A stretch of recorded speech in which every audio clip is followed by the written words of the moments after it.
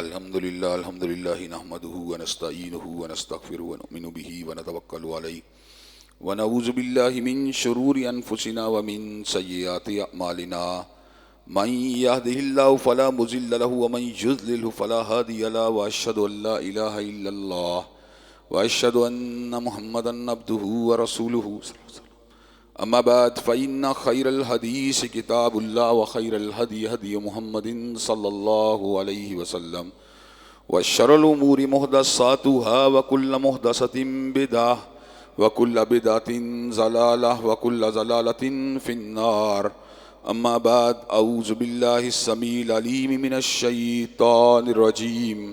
من يطع الرسول فقد اطاع الله. ہر قسم کی تعریفات اللہ مالک الملک کے لیے ہیں جنہوں نے جنات اور انسان کو حقیقی معنوں میں اپنی بندگی، اپنی پوجا اور اپنی عبادت کے لیے بنایا ہے. جنات اور انسان کی تخلیق کا حقیقی اور بنیادی مقصد یہی تھا کہ وہ بارگاہ رب العالمین میں آیا کریں، اپنی جبین نیاز کو مالک کائنات کی بارگاہ میں آ کے جھکایا کریں، اپنے دست سوال کو کبریا کی بارگاہ میں آ کے پھیلایا کریں،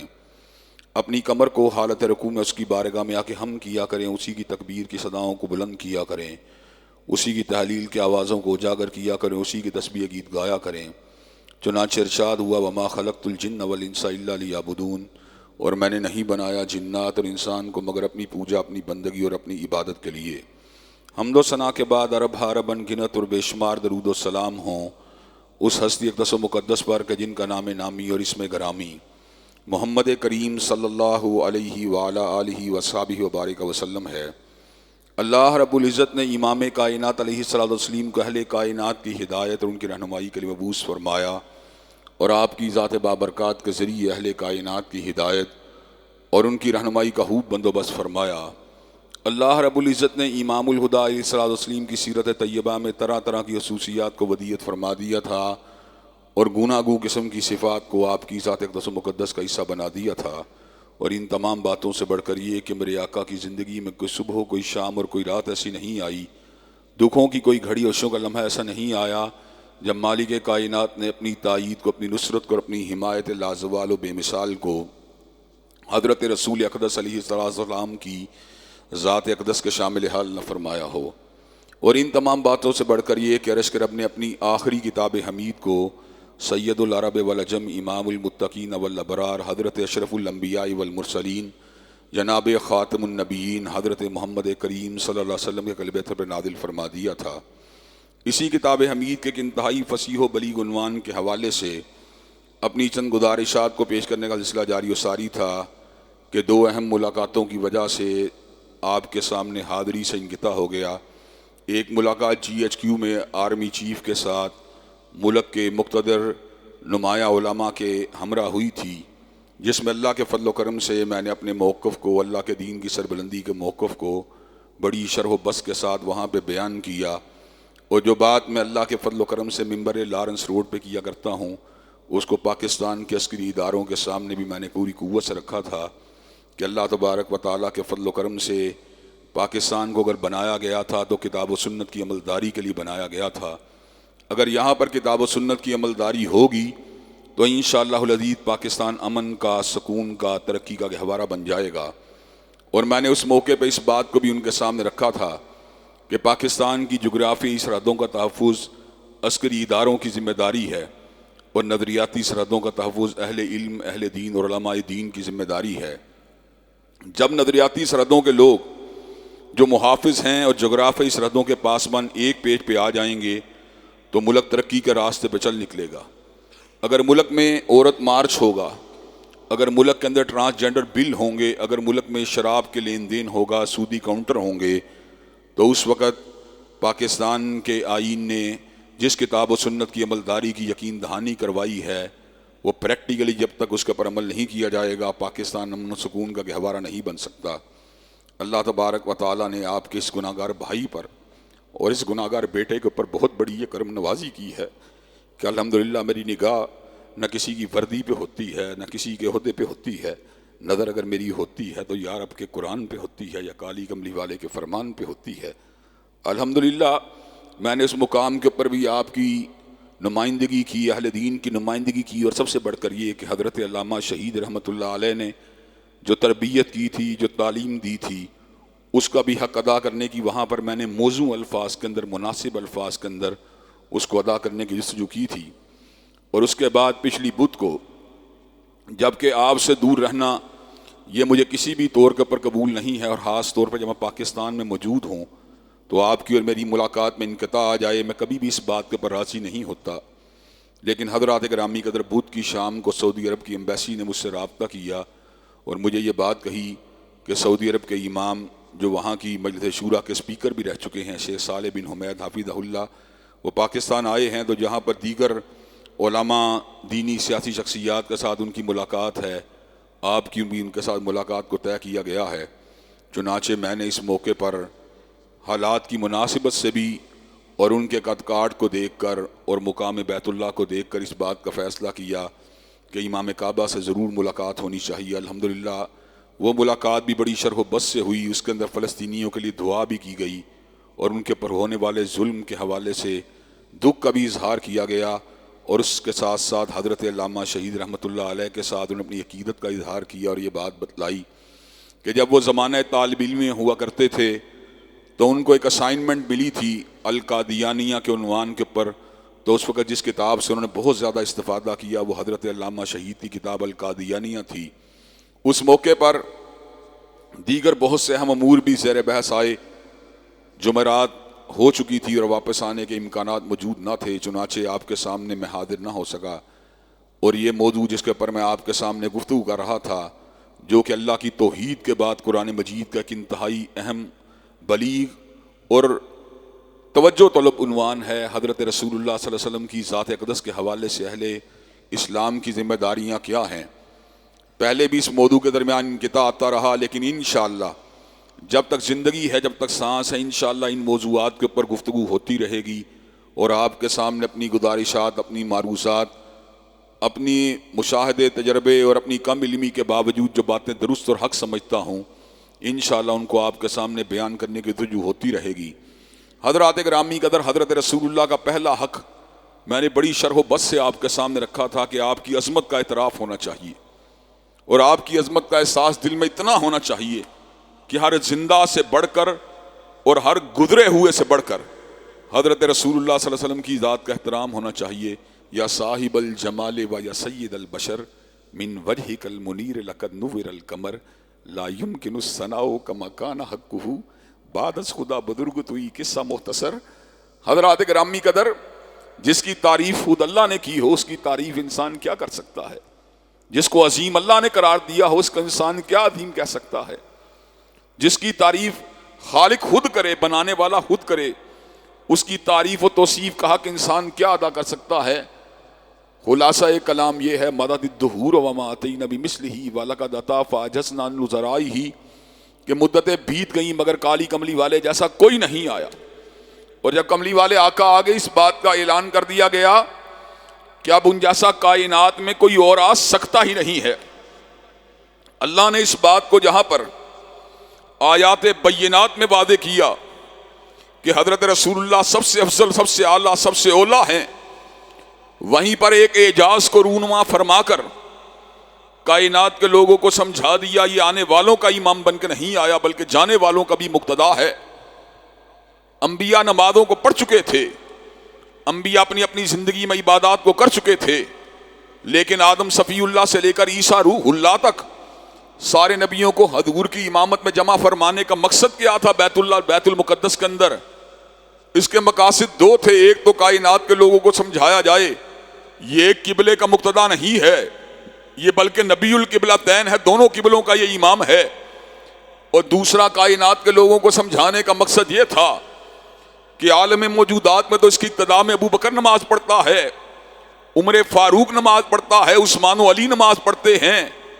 لیکن اللہ نے ایجاد کو رونما فرما کر آدم صفی اللہ کو پیچھے کھڑا فرما کر اور نوح نجی اللہ کو پیچھے کھڑا فرما کر اور ابراہیم خلیل اللہ کو پیچھے کھڑا فرما کر اور اسماعیل ذبیح اللہ کو پیچھے کھڑا فرما کر اور موسیٰ کلیم اللہ کو پیچھے کھڑا فرما کر اور عیسیٰ روح اللہ کو پیچھے کھڑا فرما کر اس بات کو ثابت فرما دیا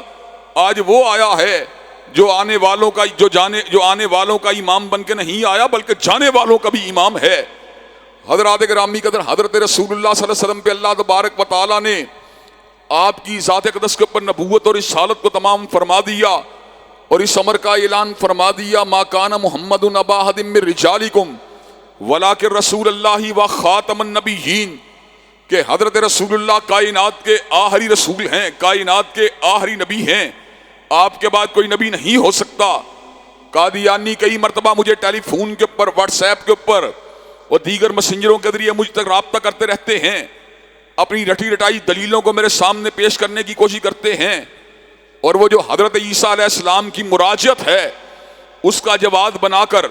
ایک نئے نبی کے امکانات کو زیر بحث لاتے ہیں۔ حضرات گرامی قدر، میں آپ کو یہ بات بتلانا چاہتا ہوں، جب حضرت عیسیٰ علیہ السلام جھولی مریم کے اندر موجود تھے، سیدنا عیسیٰ نے سمر کا اعلان فرما دیا، انی عبداللہ آتانی الکتاب وجعلنی نبیا، میں اللہ کا بندہ ہوں، اللہ نے مجھے کتاب بھی دی ہے، نبوت بھی دی ہے۔ قرآن مجید کے اور آقسم کو یہ سبق حاصل ہوا، حضرت عیسیٰ کو نبوت اور رسالت حضور سے پہلے ملی ہے، حضور کے بعد نہیں ملی، جبکہ قادیانیوں کا دعویٰ حضور کے بعد نبوت ملنے کا ہے۔ حضور کے بعد کسی کو نبوت نہیں مل سکتی، حضور کے بعد کسی کو رسالت نہیں مل سکتی۔ حضرات گرامی قدر، اس کے چہرے کے اوپر پھٹکار ہو، اس کے چہرے پہ لعنت ہو، اس کا بیڑا غرق ہو، وہ ہلاک ہو، اس کے پیروکاروں کے پر آسمان سے بجلیوں کا نزول ہو، جو اللہ تبارک و تعالیٰ کے حبیب کے بعد کسی اور کو نبی مانے، جو آپ کے بعد کسی اور کو رسول مانے، جو آپ کے بعد کسی اور کو پیغمبر مانے۔ حضرات گرامی قدر، ویسے تو کبھی بھی جھوٹے مدعی نبوت کے چہرے پر رنگ نہیں ہو سکتا، روپ نہیں ہو سکتا، نورانیت نہیں ہو سکتی، لیکن میں امکان کی دنیا کے اندر مثال دیتے ہوئے بات کہتا ہوں، اگر ایک شخص نبوت کا دعویٰ کرے، اس کے چہرے کے پر تہجد کے نشانات ہوں، اس کا چہرہ چاند کی طرح روشن ہو، اور اس کے چہرے سے وضو کے قطرات گر رہے ہوں، اور وہ شخص یہ بات کہے، لوگ اس کو نمازوں کو پہلی رکعت میں ادا کرتے ہوئے دیکھیں، لوگ اس کو شب زندہ دار دیکھیں، لوگ اس کو تہجد گزار دیکھیں، لوگ اس کو گرمیوں کی جلاتی ہوئی دوپہروں میں روزہ رکھتے ہوئے دیکھیں، اللہ کی قسم وہ پھر بھی کذاب ہے، اللہ کی قسم وہ پھر بھی کذاب ہے، اللہ کی قسم وہ پھر بھی کذاب ہے۔ اس لیے کہ جب حضور نے اعلان فرما دیا، لا نبی بعدی، میرے بعد کوئی نبی نہیں ہو سکتا، تو حضرات گرامی قدر، حضور کے بعد دعوی نبوت کرنے والا، چاہے مسیلمہ کذاب ہو، چاہے اسود انسی ہو، چاہے سجا ہو، چاہے راشد الحلیفہ ہو، چاہے علیجہ محمد ہو، چاہے حسین علی مادندانی ہو، چاہے علی محمد باب ہو، چاہے غلام محمد قادیانی ہو، چاہے یوسف کذاب ہو، چاہے احمد عیسیٰ ہو، اس پہ لعنتیں برستی رہیں گی، مگر حضور کے بعد کوئی نبی نہیں ہو سکتا۔ حضرات گرامی قدر، اور دوسرا نقطہ جس کے میں نے آپ کی توجہ کو ملتفت کیا تھا تاکہ بات کو مزید آگے بڑھایا جائے، وہ نقطہ آپ کی محبت کی بات تھی، آپ کی عقیدت کی بات تھی، آپ کے احترام کی بات تھی۔ محبت کی آماجگاہ عظمت کے اعتراف کی جگہ دماغ ہے، اور محبت کی آماجگاہ دل میں ہوتی ہے۔ محبت دل کو کھینچتی ہے، محبت دل کے اوپر رنگ چھوڑتی ہے، محبت کی کسک دل پہ ہوتی ہے، محبت کی چوٹ اور محبت کی ٹھیس دل پہ ہوتی ہے۔ اگر اس ٹھیس کے اثرات کو دیکھنا ہو، بچے کو چوٹ لگتے ہوئے اپنے دل پہ جائزہ لو۔ حضرات گرامی قدر، جب بچہ پھسلتا ہے تو باپ کے دل پہ چوٹ لگتی ہے۔ حضرات گرامی قدر، محبت کرنے والا شوہر جب اپنی بیوی کے دوپٹے کو آگ لگتا ہوا دیکھتا ہے تو اس کا دل جو ہے مچل جاتا ہے۔ حضرات گرامی قدر، محبت کا محل جو ہے وہ آپ کا دل ہے۔ حضرات گرامی قدر، اللہ تبارک و تعالیٰ نے محبت کی ان تمام اقسام کو حرام قرار دے دیا جو حضرت رسول اللہ کی محبت سے بڑھ جاتی ہیں، جو پروردگار عالم کی محبت سے بڑھ جاتی ہیں۔ مسلمان کی محبت سب سے بڑھ کر اللہ کی ذات سے ہوتی ہے۔ وَمِنَ النَّاسِ مَن يَتَّخِذُ مِن دُونِ اللَّهِ أَندَادًا يُحِبُّونَهُمْ كَحُبِّ اللَّهِ وَالَّذِينَ آمَنُوا أَشَدُّ حُبًّا لِلَّهِ۔ کئی لوگ ایسے ہیں جو غیر اللہ کے پجاری ہیں، غیر اللہ کے پرستار ہیں، يُحِبُّونَهُمْ كَحُبِّ اللَّهِ، ان سے ویسے محبت کرتے ہیں جیسے انسانوں کو اللہ سے محبت کرنی چاہیے۔ لیکن جو مومن ہے، جو مسلمان ہے، جس کو عرش والے کی کبریائی کا یقین ہے، جو عرش والے کی قدرت کاملہ پر یقین رکھتا ہے، والذین آمنوا اشد حبا للہ، اس کے دل میں اللہ کی محبت ہر محبت سے شدید ہوتی ہے، ہر محبت سے بڑھ کے ہوتی ہے۔ وہ اللہ کے لیے کٹنے کو، وہ اللہ کے لیے مرنے کو، وہ اللہ کے لیے مٹ جانے کو اپنے لیے اعزاز سمجھتا ہے۔ اِنَّ صَلَاتِي وَنُسُكِي وَمَحْيَايَ وَمَمَاتِي सलाती लिल्लाहि रब्बिल आलमीन, उसकी नमाजें भी परवरदिगार आलम के लिए, उसकी कुर्बानियां भी परवरदिगार आलम के लिए, उसका जीवन भी अल्लाह वहदहू ला शरीक के लिए, उसका मरना भी अल्लाह वहदहू ला शरीक के लिए। जान दी हुई उसी की थी, हक तो ये है कि हक अदा ना हुआ। हज़रात गिरामी कदर, अल्लाह वहदहू ला शरीक लहू की मोहब्बत का मुकाबला कोई मोहब्बत नहीं कर सकती। वो शहीद जिसको अल्लाह तबारक व तआला लहू का कतरा बाद में गिरता है, उसके पर जन्नत को पहले वाजिब कर देते हैं। जब कयामत का दिन आएगा, जब इनाम व कराम की बरखा बरस रही होगी, जब इस्तिकबाल के अज़ाइम और इस्तिकबाल के इम्कानात पूरी तरह रोशन हो चुके होंगे, जब जन्नत की हूरें और गिलिमान अपने बादशाह, अपने सरताज के इस्तिकबाल के लिए बेताब होंगे, शहीद से पूछा जाएगा क्या चाहते हो? कहेगा एक मर्तबा फिर शहीद कर दिया जाए, एक मर्तबा फिर शहीद कर दिया जाए, एक मर्तबा फिर शहीद कर दिया जाए। हज़रात गिरामी कदर, वल्लज़ीना आमनू अशद्दु हुब्बन लिल्लाह, जो मोमिन और मुसलमान होता है उसकी मोहब्बत अल्लाह के साथ बड़ी ही शदीद होती है। और फिर अल्लाह ही की निस्बत की वजह से, फिर अल्लाह ही की तकर्रुरी की वजह से और अल्लाह की अता करदा रिसालतिल्लाहिल खालिदा की वजह से उसकी मोहब्बत रसूलुल्लाह की ज़ात के साथ भी बड़ी ही शदीद होती है। हज़रात गिरामी कदर, कायनात में मोहब्बत के 3 मराकज़ मुझे मेरे रब ने समझा दिए।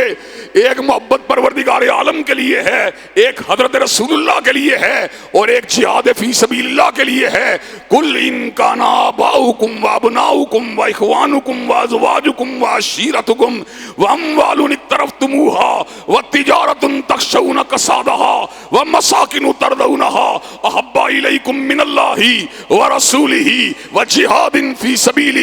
फतरब्बसू हत्ता याती अल्लाहु बिअम्रिही वल्लाहु ला यहदिल कौमल फासिकीन। अल्लाह ने ऐलान फरमा दिया, बेटे की मोहब्बत वैसे तो जायज़ है, बाप की मोहब्बत वैसे तो जायज़ है, भैया की मोहब्बत वैसे तो जायज़ है, बीवी की मोहब्बत वैसे तो जायज़ है, घर बार की मोहब्बत वैसे तो जायज़ है, सामान तिजारत की मोहब्बत वैसे तो जायज़ है, लेकिन जब ये मोहब्बत अल्लाह से बढ़ जाए, रसूलुल्लाह से बढ़ जाए, जिहाद फी सबीलिल्लाह से बढ़ जाए, वल्लाहु ला यहदिल कौमल फासिकीन, फिर ऐसे शख्स को अल्लाह के अज़ाब का इंतजार करना चाहिए। अल्लाह से फासिकों को हिदायत ही नहीं देता। रसूल खुदा की मोहब्बत, रसूलुल्लाह की मोहब्बत हर मोहब्बत से बालातर होती है। उनका दिल पे उनकी मोहब्बत का गलबा होता है और याद रसूल के अंदर कई मरतबा इंसान की आंखों से आंसू गिरना शुरू हो जाते हैं और इंसान महसूस करता है, चश्मे तसव्वुर में महसूस करता है, काश मैं रसूलुल्लाह का हादिम होता, काश मैं आपकी ज़ात क़दस के पास मौजूद होता, काश मैं आपके नालैन मुबारक को उठाने वाला होता, काश मैं आपके कदमैन शरीफैन को दुभाने वाला होता, काश मैं आपकी सवारी की मुहार को पकड़ने वाला होता, काश मैं आपके दर का चौकीदार होता, काश मैं आपके ऊपर जान को निछावर करने वाला होता। और फिर को हसरत आती है कि मैं खुश नसीब इतना ना निकला कि मैंने हज़रत रसूलुल्लाह के चेहरे को नहीं देखा, मैंने आपके चेहरा अनवर को नहीं देखा, मैंने आपके रूह अनवर को नहीं देखा, मैंने आपकी कमली मुबारक को नहीं देखा, मैंने वल्लैल की जुल्फ़ों को नहीं देखा, मैंने अलम नशरा के सीने को नहीं देखा। फिर उसमें ये बात पैदा होती है, कोई बात नहीं, महरूम हुआ तो क्या हुआ, वो वक़्त भी आ जाएगा जब जामे कौसर को साकी के हाथ से पी लिया जाएगा, और वो वक़्त भी आ जाएगा जब शफीउल मुज़निबीन की शिफाअत से जन्नत में दाखिले का सबब बन जाएगा,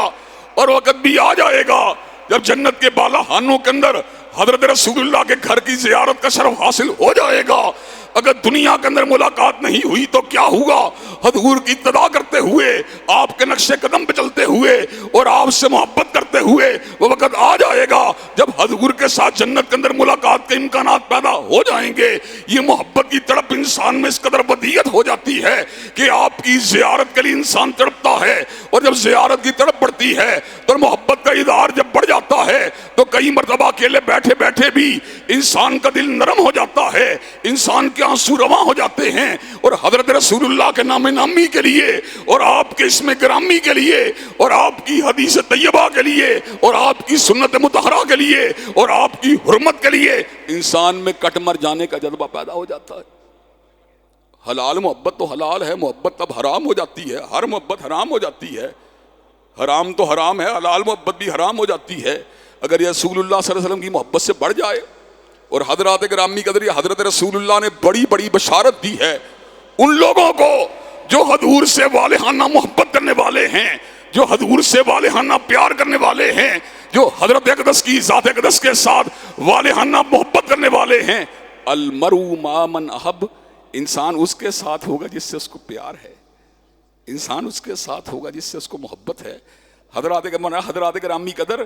محبت ویسے تو اس کے نتیجے میں اطاعت لازم آنی چاہیے. ویسے تو محبت کے کمال کا تقاضا یہ ہے کہ انسان کے اندر اطاعت کے جذبات پوری قوت اور پوری شد و مت سے پیدا ہو جائیں. لیکن حضرات گرامی قدر، اس کے برعکس بھی واقعات رونما ہوتے ہیں. اور واقعات کیا رونما ہوتے ہیں کہ انسان نفسانی خواہشات کی وجہ سے، غلط صحبت کی وجہ سے اور دیگر بہت سے مواقع اور دیگر بہت سی وجوہات کی بنیاد کے پر اطاعت کے اس کمال کو تو نہیں پہنچتا جہاں پہ اس کو پہنچ جانا چاہیے، لیکن دل میں پھر بھی محبت مصطفیٰ کا جوہر جو ہوتا ہے موجود ہوتا ہے اور محبت کی شمع جل رہی ہوتی ہے. اور حضرات گرامی قدر، کئی مرتبہ یہ بڑے بڑے فاسقوں فاجروں کے دلوں میں ہوتی ہے، اور کئی مرتبہ چکلے میں بیٹھنے والی طوائفوں کے دلوں میں بھی حضور کی محبت ہوتی ہے، اور کئی مرتبہ داڑھیوں کو مونڈنے والوں کے دلوں میں بھی حضرت اقدس کی محبت ہوتی ہے، اور کئی مرتبہ اسلام کے اندر، اسلام کی تعلیمات پہ پوری طرح نہ چلنے والوں کے اندر بھی حضرت رسول اللہ کی محبت ہوتی ہے. حضور کی یاد اقدس سے ان کے دل منور ہوتے ہیں. حضرات گرامی قدر، ایسا شخص جو محبت کے نتیجے کو، یعنی اس کی اطاعت کو حاصل نہیں کرتا اور اطاعت میں کمال کو حاصل نہیں کرتا، لیکن محبت کے اندر پھر بھی منامک رہتا ہے، حضرات گرامی قدر، پھر بھی وہ شخص جو ہے وہ ان لوگوں کے مقابلے میں خوش نصیب ہے جن کے دلوں میں حضور کی محبت نہیں ہے. حضرت حمار کا واقعہ میں نے آپ کے سامنے رکھا تھا. نام ان کو عبداللہ تھا ان کا نام، لیکن ان کو حمار کہا جاتا تھا. اور شراب وہ پیتے تھے، ان کو حد لگی تھی، اور کئی مرتبہ حد لگ چکی تھی. ایک مرتبہ حد لگنے لگی تو صحابہ میں سے کسی نے کہا اس پہ لعنت ہو، یہ شراب پیتا ہے اور پھر اس کو حد لگتی ہے پھر بھی بات نہیں آتا. تو حضور نے ان کو روک دیا. اس صحابی کو کہا اس کو اللہ اور اس کے رسول سے بڑی محبت ہے. حضرات گرامی کے لعنت کرنے سے روک دیا، اس لیے کہ اس کے دل میں حضور کی پیار کی شمع جل رہی تھی، اس لیے کہ اس کا دل حضور کی عقیدت کے نور سے منور تھا. حضرات گرامی قدر، حضور کی محبت ہر محبت سے بڑھ کے ہونی چاہیے. حضور کی محبت ہر پیار سے بڑھ کے ہونی چاہیے. محبت جو ہوتی ہے وہ انسان کو اپنے مقتدا کے ساتھ جوڑتی ہے، اپنے پیشوا کے ساتھ جوڑتی ہے. چشم تصور میں، دل میں، دماغ میں اسی کا احساس، اسی کا پیار، اسی کی محبت غلبہ پاتی ہے. اور یہ محبت انسان کو فیصلہ کرنے میں معاونت دیتی ہے. انسان زندگی کے بڑے بڑے فیصلے اس محبت کی وجہ سے کرتا ہے. حضرات گرامی قدر، کس کا دل کرتا ہے پردیس کو کاٹنے کو؟ لیکن بیوی بچوں کا پیار اور ان کے خواہشات کو پورا کرنے کے لیے انسان سال سال ملک سے باہر رہتا ہے کہ نہیں رہتا؟ یہ محبت ہوتی ہے جو زندگی کے فیصلے کرنے پہ مجبور کرتی ہے. حضرات گرامی قدر، جس کو حضرت رسول اللہ سے محبت ہوتی ہے، میں تیسرے نقطے کی طرف بڑھ رہا ہوں، پھر وہ اقتداء کے راستے پہ چل نکلتا ہے، پھر وہ پیروی اور اطاعت کے راستے پہ چل نکلتا ہے. پھر اس کے دل میں ایک ہی خیال آتا ہے، جب نام کملی والے کا لیا ہے، جب محبت کملی والے سے کی ہے تو اتباع بھی کملی والے کی ہونی چاہیے. پھر بت قدے میں نہیں جاتا، پھر غیر کے چہرے کو نہیں دیکھتا، پھر حسیناؤں کی زلفوں کو نہیں دیکھتا، پھر شراب کے جاموں کو نہیں دیکھتا، پھر سود کے پیسوں کو نہیں دیکھتا، پھر مال حرام کو نہیں دیکھتا، پھر کمار کو نہیں دیکھتا، پھر تحریصات کو نہیں دیکھتا، پھر ہوائے نفس کو نہیں دیکھتا، پھر خواہشات کو نہیں دیکھتا. حضرات گرامی قدر، حضرت رسول اللہ نے اس امر کا اعلان فرما دیا، اس وقت تک کوئی شخص مومن نہیں ہو سکتا جب تک اپنی خواہش کو میری لائی ہوئی شریعت کے تابع نہیں کرتا. حضرات گرامی قدر، جو محبت کا عروج ہے اور جو محبت کا منطقی نتیجہ ہے وہ انسان کو اطاعت پہ راغب کرتا ہے. انسان پھر اطاعت کے راستے پر، پیروی کے راستے پہ چل نکلتا ہے. اور حضور کی پیروی کسی عام آدمی کی پیروی کی طرح نہیں ہے. حضرات گرامی قدر، جس نے محدث کی بات کو ماننا اس نے محدث کی بات کو ماننا، جس نے عالم کی بات کو ماننا اس نے عالم کی بات کو ماننا، جس نے مقرر کی بات کو ماننا اس نے مقرر کی بات کو ماننا، جس نے خطیب کی بات کو ماننا اس نے خطیب کی بات کو ماننا، جس نے ادیب کی بات کو ماننا اس نے ادیب کی بات کو ماننا. لیکن کائنات میں ایک ہی شخصیت ہے جس نے ان کی بات کو ماننا ہے، اس نے ان کی بات کو نہیں ماننا بلکہ رشوالے کی بات کو ماننا ہے. من یطع الرسول فقد اطاع اللہ، جس نے حضور اقدس کی بات کو ماننا ہے اس نے آپ کی بات کو نہیں ماننا بلکہ پروردگار عالم کی بات کو ماننا ہے۔ اس کی وجہ کیا ہے؟ اس کی وجہ یہ ذات رسول ذات الہ سے جدا ہے۔ اللہ اللہ ہے، حضرت رسول اللہ عبد اللہ ہے۔ اللہ اللہ ہے، حضرت رسول اللہ رسول اللہ ہے۔ اللہ اللہ ہے، حضرت رسول اللہ حبیب اللہ ہے۔ لیکن جہاں تک تعلق ہے بات کی بات کا، تو حضرات گرامی قدر بات حضرت رسول اللہ کی عرش والے سے جدا نہیں ہے، اس لیے کہ حضور کا مبلغ علم، حضور نے جس چشمہ علم سے فیض کو حاصل کیا،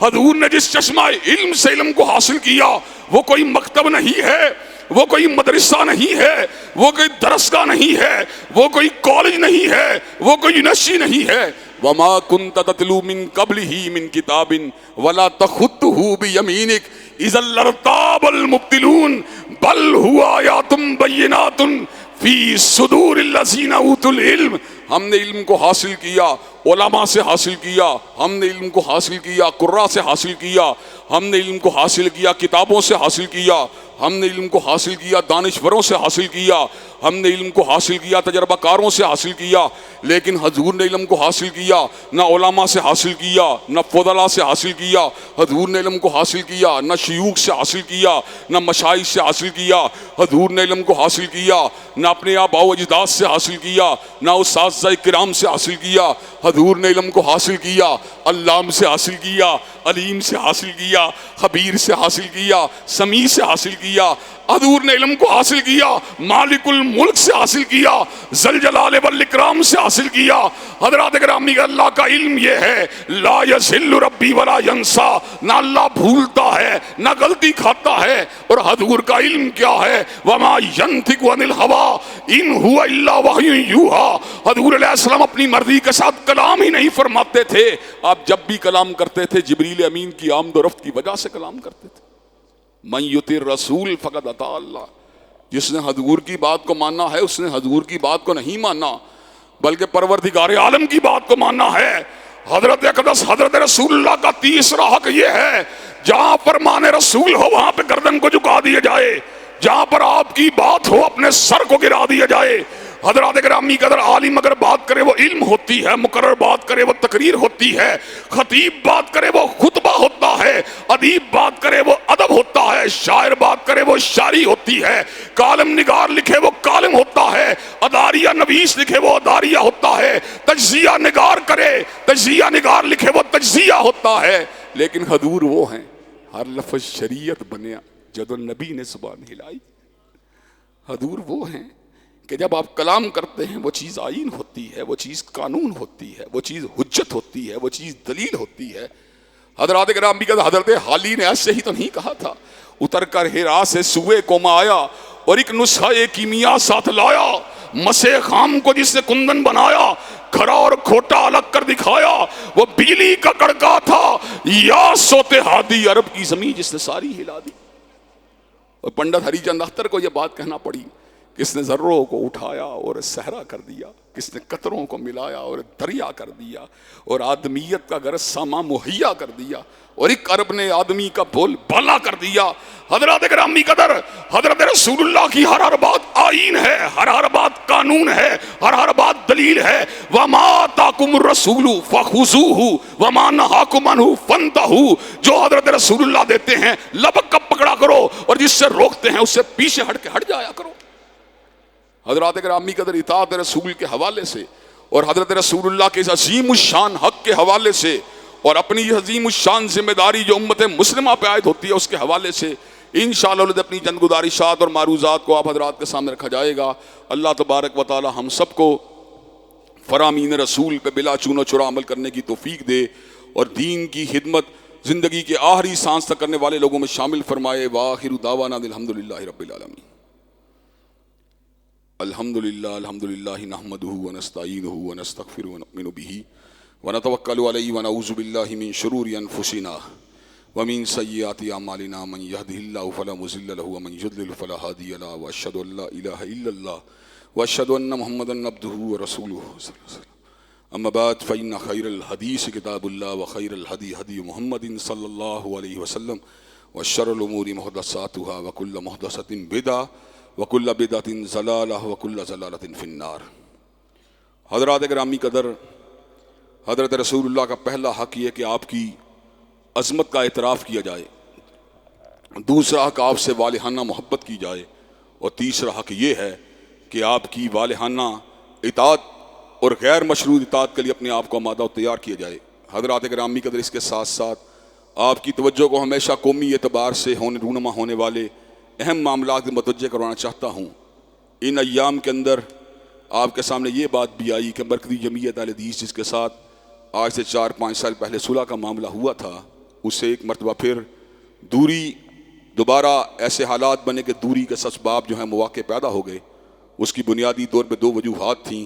چونکہ آپ میرے بھائی ہیں، آپ میرے نمازی ہیں، آپ سے بھی لوگ پوچھتے رہتے ہیں، اس لیے میں نے ضروری سمجھا کہ آپ کے سامنے ان اسباب کو رکھ دیا جائے۔ پہلی بات یہ ہے کہ اللہ تبارک و تعالیٰ کے فضل و کرم سے دین کی نشر و اشاعت کے لیے اپنا ادارہ، اپنی تحریک قرآن و سنہ موومنٹ چل رہی تھی، جو کہ صلح کے وقت بھی موجود تھی، اور اس کے ڈرافٹ کے اوپر میر صاحب نے دستخط کیے تھے، اور یہ بات تھی کہ یہ خدمت انسانیت کا سفر اور تبلیغ دین کا سفر جو ہے یہ جاری و ساری رہے گا۔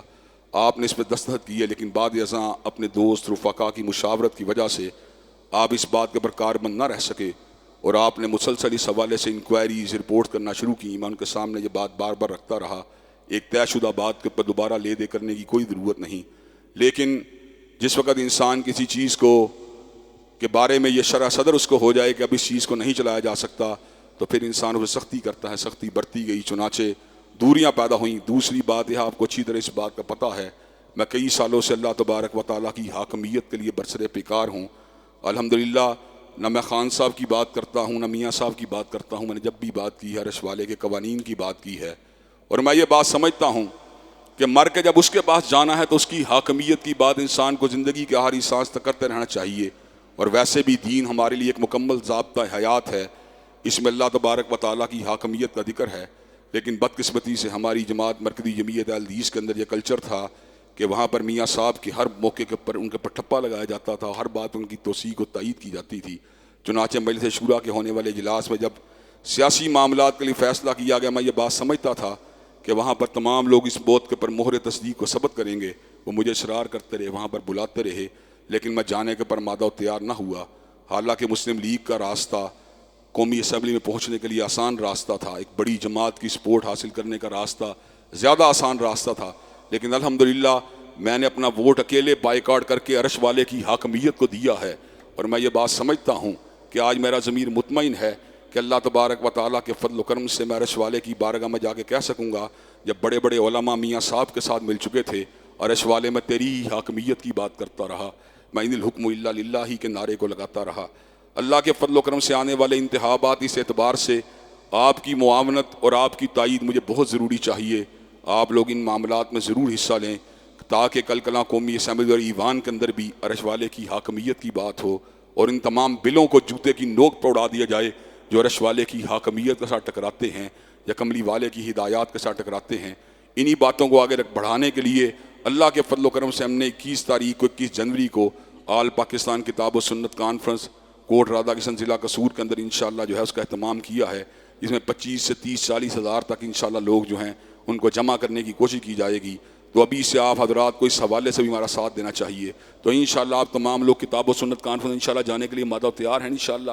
اللہ کے فضل و کرم سے دین حنیف کا ابلاغ جب تک زندہ رہیں گے ہوتا رہے گا، اور اللہ تبارک و تعالیٰ کی حاکمیت کی آواز کو اٹھاتے رہیں گے۔ سارے بھی ایک طرف ہو جائیں تو انشاءاللہ پھر بھی عرش والے کی حاکمیت کا ڈنکا بجتا رہے گا، ان الحکم الا للہ کا نعرہ لگتا رہے گا، اور انشاءاللہ یہ بات کا اظہار ہوتا رہے گا، یہ نغمہ فصل گل و لالہ کا نہیں پابند، بہار ہو کہ خزاں لا الہ الا اللہ۔ اللہ تبارک و تعالی ہم سب کو اپنی حاکمیت کے لیے کام کرنے کی توفیق دے۔ ان اللہ یامر بالعدل والاحسان وایتاء ذی القربی وینہی عن الفحشاء والمنکر والبغی سبحان ربک رب العزۃ عما یصفون وسلام علی المرسلین والحمد للہ رب العالمین۔